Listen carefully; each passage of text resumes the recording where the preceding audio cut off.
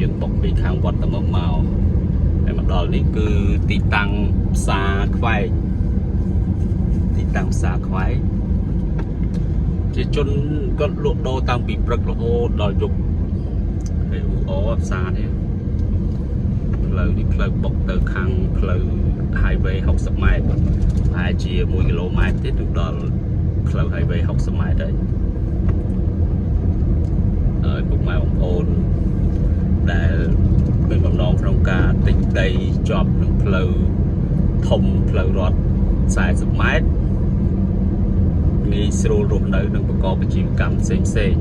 ហើយតម្លៃក៏ធូរថ្លៃដែរ5 ម៉ែត្របដោយ70តម្លៃ 23,500 អាចចរចាបានទៀតហើយ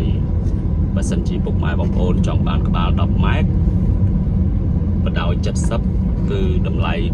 47,000 អាចចរចាបានទៀតហើយទីតាំងល្អងាយស្រួលរស់នៅប្រកបអាជីវកម្មផ្សេងៗហើយដីចាក់ខ្ពស់ហើយស្រេចហើយដីមានដំណាំដូចជាស្រេចទៀតម៉ែបងប្អូនទិញហើយធ្វើផ្ទះរស់នៅតែម្ដងអានេះគឺកន្លែងគេលក់ចាប់ហួយហើយគេធ្វើទឹកសុទ្ធនៅខាងមុខផលិតទឹកសុទ្ធហើយអត់ស្ងាត់ទេគឺប្រជាជនគាត់ធ្វើដំណើរទៅវិញទៅមករហូតព្រោះផ្លូវនេះផ្លូវធំផ្លូវរដ្ឋ40 ម៉ែត្រយើងទៅខាងប្រាសាទបណន់ក៏បានខាងភ្នំសពៅក៏បានភ្នំពេញក៏បាន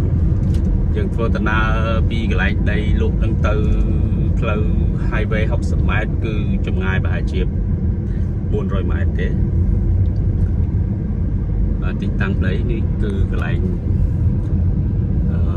ស្ដាំដៃខ្ញុំនេះបងប្អូនចាប់អារម្មណ៍អាចទំនាក់ទំនងសួរព័ត៌មានលម្អិតបានបាទអរគុណច្រើនជម្រាបលាជួបគ្នានៅវីដេអូក្រោយទៀតអរគុណច្រើន